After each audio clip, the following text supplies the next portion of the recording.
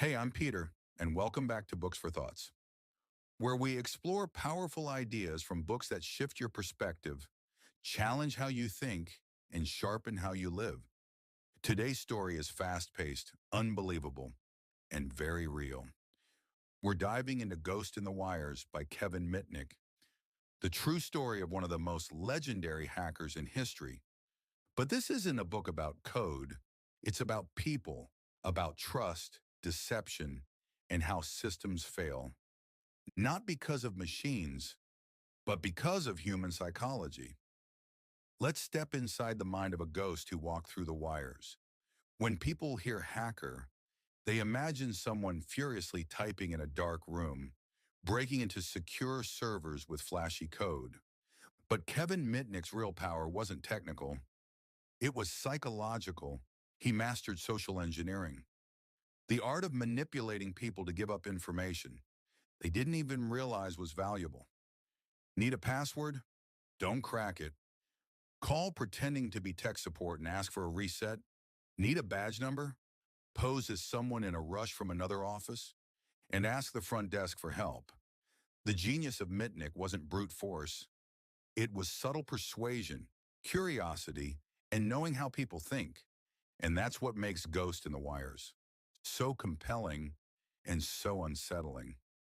Mitnick's obsession with hacking wasn't driven by greed or destruction. It was about access, the thrill of exploring places he wasn't allowed to go. He didn't steal credit cards. He didn't profit off his hacks. He broke into corporate phone systems, cloned cell phones, and snuck through government networks just to see if he could. It was like digital urban exploration, finding secret tunnels, back doors, and hidden rooms in the architecture of the modern world. But that curiosity came at a cost. With every intrusion, he left footprints. And eventually the chase began. One of the deeper ideas in this book is about control. Mitnick didn't just want to get in. He wanted to understand how the entire system worked. Every layer, every protocol, every weak point. But more than that, he wanted to know how people operated. What made them trust you? What made them hesitate? Mitnick studied voices, tone, hesitation, and confidence. Because most of hacking he learned was about sounding like you belong. There's a lesson here beyond cybersecurity. Most systems, digital or human, aren't protected by logic.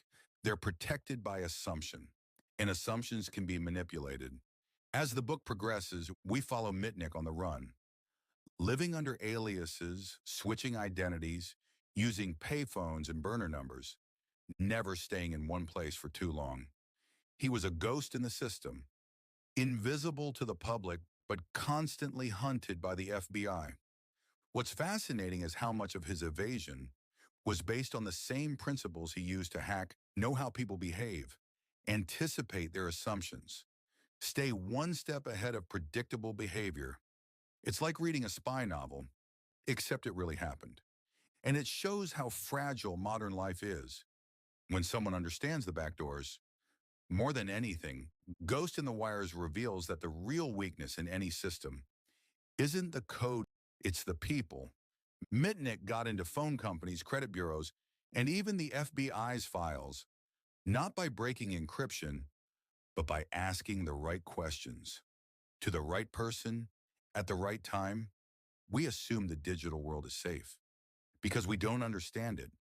But behind every firewall is a human being, and human beings make mistakes.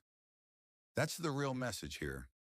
In a world built on trust, manipulating belief can be more powerful than any tool.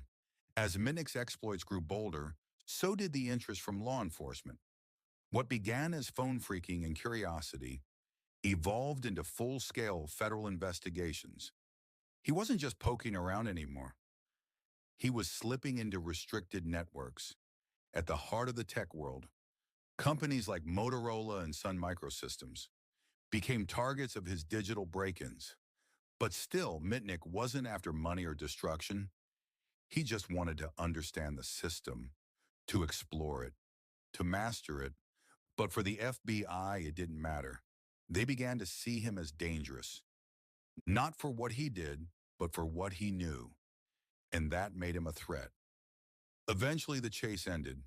Mitnick was tracked down and arrested in 1995 after one of the most high-profile manhunts in cybercrime history.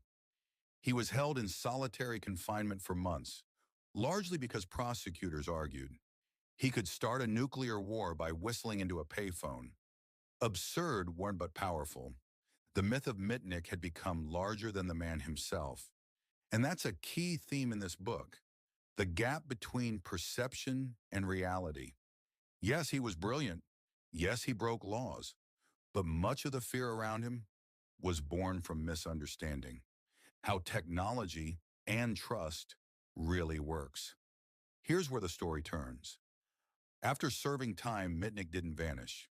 He reinvented himself, not as a hacker, but as a security consultant. He began teaching companies how to protect themselves from people like his former self.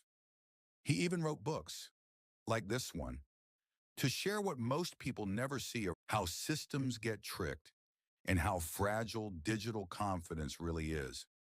In doing so, he went from ghost to guide, from manipulating systems to helping build better ones. It's a rare arc from outlaw to expert, from hunted to hired, and it reminds us that knowledge, when reframed, can evolve into service. So what do we really take away from the story?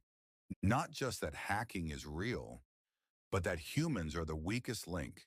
In even the most advanced systems, we think of the digital world as secure, encrypted, password protected. But behind every login screen, every help desk, every access badge, there's a person, and people can be tricked. Mitnick's story isn't just about crime.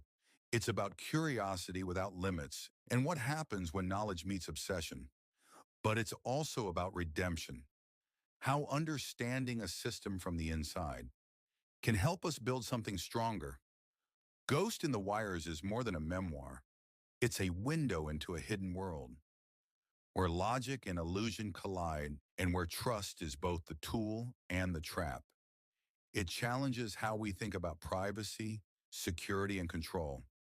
And it reminds us that even in a world of technology, the most powerful systems are still built on belief.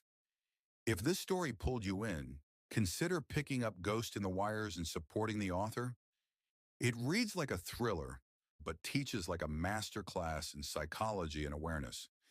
And if you enjoy stories that challenge how we live and think in a digital age, don't forget to like, comment, and subscribe to Books for Thoughts for 10-minute breakdowns that sharpen your mind and question the systems around you.